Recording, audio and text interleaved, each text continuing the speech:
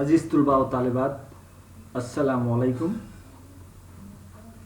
گزشتہ لیکچر میں ہم نے قصیدے کے پس منظر کا پہلا حصہ دیکھا تھا۔ اس کا دوسرا جو حصہ ہے اس حصے کو آج کے لیکچر میں ہم دیکھیں گے۔ جیسا کہ ہم جانتے ہیں کہ قصیدہ عرب کی پیداوار ہے اور فارسی کے توسط سے اردو میں آیا ہے۔ عرب میں جو قصیدے کا رنگ تھا وہ بہت ہی مختلف رنگ تھا۔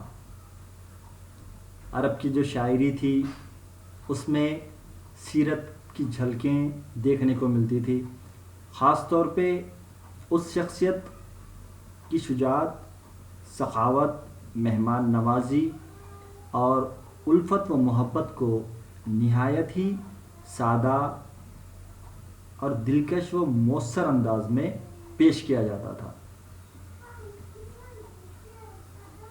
عربوں کی زندگی میں شاعری کا بہت بڑا دخل رہا ہے۔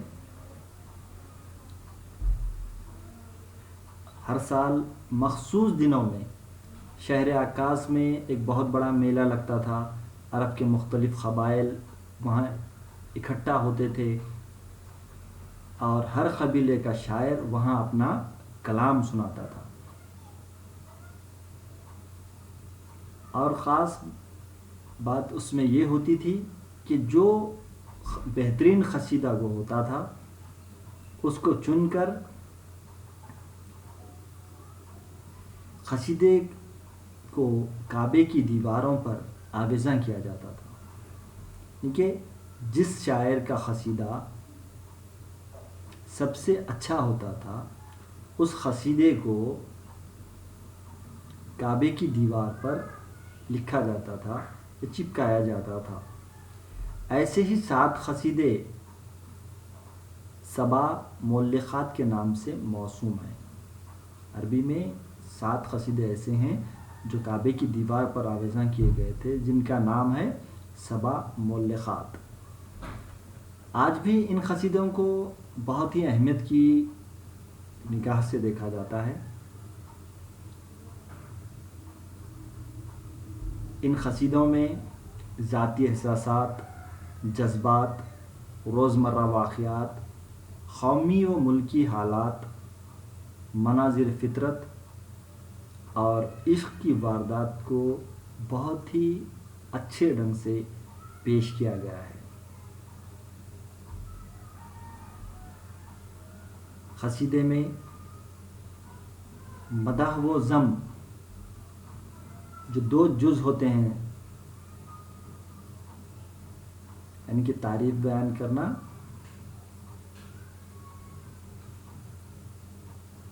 ایک قسم کا قصیدہ ہو گیا، دوسرا جو ہے اس میں برائی بیان کرنا جس میں ذم کے لیے مخصوص ہے۔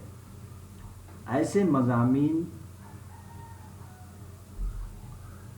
عرب کے قصیدوں میں خاص طور پر دیکھنے کو ملتے ہیں۔ اخلاقی مضامین بھی ہیں، نصیحتیں بھی ہیں، گردش زمانہ ہے، موسم بہار کی مختلف کیفیات ہیں۔ ایسے اور بھی موضوعات کو عرب کے قصیدوں میں یا عربی قصائد میں پیش کیا گیا ہے۔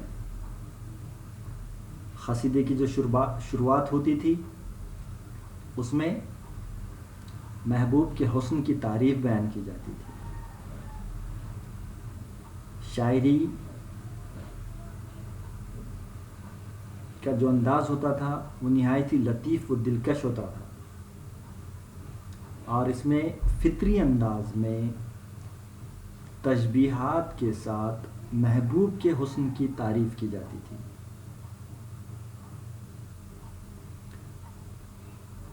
ان ابتدائی اشعار میں تصنع، تکلف اور پرکاری کا شائبہ تک نہیں ہوتا تھا۔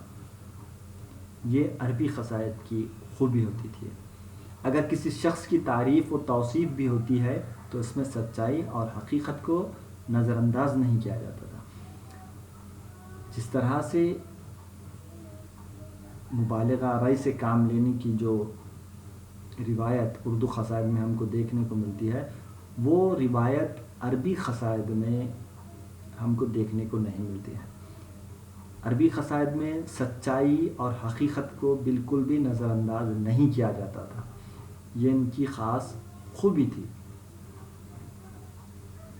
اسی لیے کہا جاتا ہے کہ حقیقت نگاری اور سادگی عربی قصیدوں کی اہم خصوصیت ہے، یعنی کہ حقیقت کو عرب کے قصائد میں زیادہ اہمیت دی گئی اور ساتھ ہی سادگی، اس وصف کو بھی عربی قصائد میں بہت زیادہ اہمیت دی گئی ہے۔ یہ جو عربی قصائد تھے جب ایران پہنچے تو اس میں حقیقت اور سادگی تو تھی ہی، یعنی کہ یہ دو خصوصیات کو اس میں شامل رکھا ہی گیا تھا، لیکن یہاں کی درباری جو فضا تھی ایران کی، اس فضا میں اس قصیدے میں ایسی ملمہ کاری ہوئی اور تصنع اور تکلف کا ایسا رنگ چڑھا، غلو اور مبالغے نے اس پر ایسا اثر ڈالا کہ اس کی صورت ہی بدل گئی۔ جو قصیدہ سادگی اور حقیقت پسند ہوا کرتا تھا، جس کی خوبی سادگی اور حقیقت نگاری ہوتی تھی، وہ قصیدہ ایران آنے کے بعد وہاں کی درباری کیفیت کی وجہ سے اس میں تصنع یعنی کہ بناوٹ اور مبالغہ آرائی، یہ دو ایسی چیزیں شامل ہو گئیں جس سے قصیدے کی شکل ہی تبدیل ہو گئی، اور قصیدے میں اب مبالغہ آرائی بہت زیادہ دیکھنے کو ملنے لگی۔ قصیدہ ایران میں بہت ترقی کر گیا، یہاں قصیدہ نگاروں کی ایسی قدردانی اور عزت افزائی ہوئی کہ یہاں خاقانی، ظہوری، رودکی، نظیری، انوری اور فارابی جیسے عظیم شاعروں نے اپنے فن کا جادو جگایا اور ایسے عظیم قصیدے لکھے کہ جن کی عظمت کے آگے ساری دنیا سر جھکاتی ہے۔ تو یہ جو خوبی تھی حقیقت نگاری کی، وہ خوبی ایران میں قصیدے کے آغاز کے بعد آہستہ آہستہ ختم ہوتی چلی گئی۔ سادگی کو بھی ان لوگوں نے، ایرانی شعراؤں نے چھوڑ دیا، اس میں تصنع، تکلف اور بناوٹی باتیں، غلو اور مبالغہ آرائی کو اہمیت دینے لگے، اور ایسے ایسے قصائد لکھے گئے جو ایران کے قصیدوں میں عظیم قصائد کی نظر سے جنہیں دیکھا جاتا ہے، یا ان کی عظمت کے سامنے ساری دنیا سر جھکاتی ہے۔ ایسے شعراء خاقانی ہے، ظہوری ہے، رودکی، نظیری، انوری اور فارابی، یہ ایسے ایرانی شاعر ہیں جنہوں نے قصیدے کو ساری دنیا میں شہرت بخشی یا عروج کی بلندیوں تک پہنچا دیا۔ ان قصیدہ گو شعراؤں کی وجہ سے قصیدے کی روایت میں بہت بڑی تبدیلی آ گئی۔ حقیقت نگاری اور سادگی جو عربی قصائد کا وصف ہوا کرتا تھا وہ ختم ہو گیا، اس میں تبدیلی آ گئی، اس میں اب تصنع اور پھر غلو یا جس کو ہم مبالغہ آرائی کہیں گے، ان چیزوں کو شامل کر لیا گیا، جس کے نتیجے میں اب پہلے کی جو روایت تھی وہ مکمل طور پر تبدیل ہو گئی، اور انہی قصائد کو پوری دنیا نے بہت زیادہ عظمت کی نظر سے دیکھا بھی ہے۔ ایران میں قصیدہ نگاروں کو کافی اہمیت دی جاتی تھی اور ان کی ہمت افزائی بھی بہت زیادہ کی گئی، لیکن جب حکومت کی باغ صفوی خاندان میں آئی تو ان کا شیعی میلان اتنا شدید تھا کہ اپنی مدح کی بجائے اہل بیت کی مدح پسند کرتے تھے۔ اب ہونے یہ لگا کہ جب باغ ڈور ایران کی صفوی خاندان کے پاس آ گئی تو ان لوگوں نے سب سے پہلا کام یہ کیا کہ جو قصیدہ گو شعرا ایرانی درباروں کے بادشاہوں، سلاطین و امراء کے بارے میں جو قصائد لکھا کرتے تھے، ان کو انہوں نے قصائد لکھنے سے روک دیا، اور ان کا جو غصہ تھا اس بات کو لے کر تھا کہ اہل بیت کی مداحی کرنے کے بجائے یہ لوگ کن لوگوں کی مداحی کر رہے ہیں۔ شدید مخالفت کا سامنا کرنا پڑا، اور اس کے بعد ان صفوی خاندان کے درباری لوگوں نے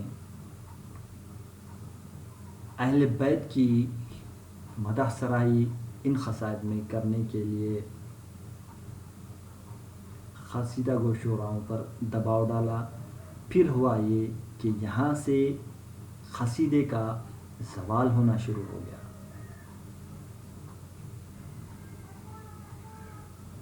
اردو میں جب قصیدہ رائج ہوا تو اسے فارسی کے عظیم شاہکار فن پاروں کی قیادت نصیب ہوئی۔ چونکہ عربی سے جو قصیدہ ایران پہنچا، جہاں کی زبان فارسی تھی، ان فارسی قصائد میں ایسے نمونے جو دنیا بھر میں جس کی عظمت کا سب لوگ اعتراف کرتے تھے، جن کو ہم شاہکار قصائد کہہ سکتے ہیں، اور ایسے قصیدہ گو شعرا گزرے جو اپنا لوہا ساری دنیا میں قصیدہ گوئی کے لیے منوا چکے تھے۔ اب ان شعراؤں کا، ان قصیدوں کا فائدہ اٹھاتے ہوئے اردو کے قصیدہ گو شعراؤں نے اردو میں قصیدے کی روایت کی شروعات کی، یا ہم یوں کہہ سکتے ہیں کہ قصیدے کا آغاز فارسی سے اردو میں ہوا۔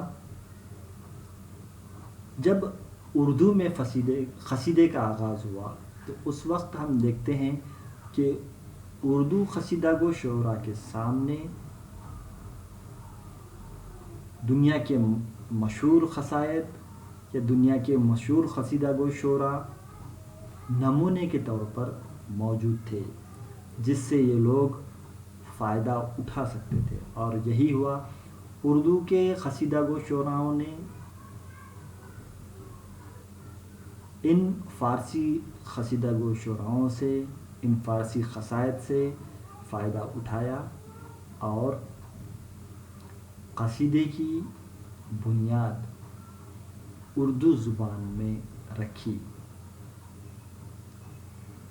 یہ جو قصیدہ فارسی زبان میں تھا، جس میں حقیقت نگاری اور سادگی کو ختم کر دیا گیا تھا، جو عربی قصائد کی بہت اہم خصوصیت مانی جاتی تھی، اب اس کے بجائے جو قصیدے کی خوبی فارسی میں غلو یا مبالغہ آرائی یا تصنع یا بناوٹ جس کو ہم کہہ سکتے ہیں، ان پر بہت زیادہ فارسی قصیدہ گو شعراؤں نے دھیان دیا، تو یہی روایت ہو بہو اردو قصائد میں دیکھنے کو ملتی ہے، اور اردو قصائد ایسے لکھے جانے لگے جو ایک وقت کے بعد ہم دیکھتے ہیں کہ فارسی کے قصیدہ گو شعرا کے مد مقابل بھی ان کو رکھا گیا ہے، جیسا کہ ذوق اور سودا کی قصیدہ نگاری ایسی قصیدہ نگاری ہے جس کو فارسی کے قصیدہ گو شعراؤں کے قصائد کے سامنے ہم کو مقابلے کے لیے ہم پیش کر سکتے ہیں۔ اس طرح سے اردو قصیدے کی ابتدا سے پہلے قصیدے کا جو پس منظر تھا وہ یوں تھا کہ قصیدے کی ابتدا عربی میں ہوئی، عربی سے ہوتے ہوتے ایران پہنچتا ہے، عرب سے ہوتے ہوئے ایران پہنچتا ہے، اور ایران سے پھر ہمارے ملک ہندوستان میں اس کی روایت پڑتی ہے۔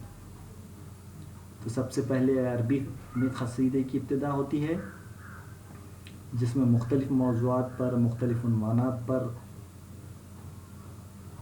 قصیدے لکھے گئے ہیں، جس میں حقیقت اور سادگی کو سب سے زیادہ اہم وصف مانا گیا ہے۔ جب یہ قصیدہ ایران پہنچتا ہے تو اس میں ایک تبدیلی واقع ہوتی ہے، اور حقیقت کی جگہ تصنع اور بناوٹ کو اہمیت دی جانے لگتی ہے، اور سادگی کی جگہ مبالغہ آرائی کو بھی جگہ دی جاتی ہے،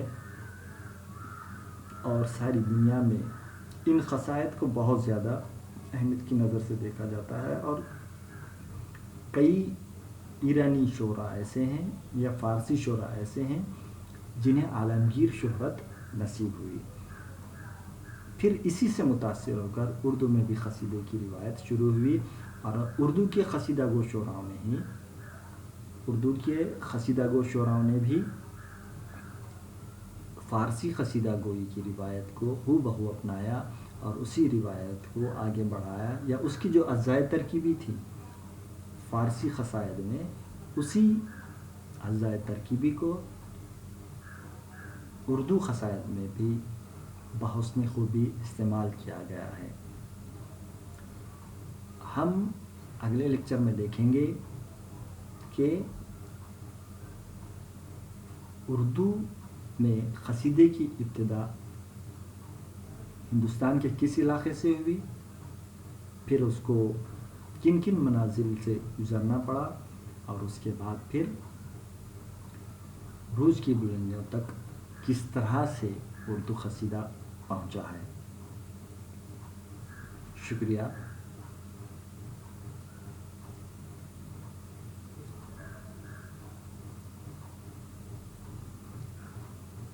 اس چینل کو سبسکرائب کر لیجئے،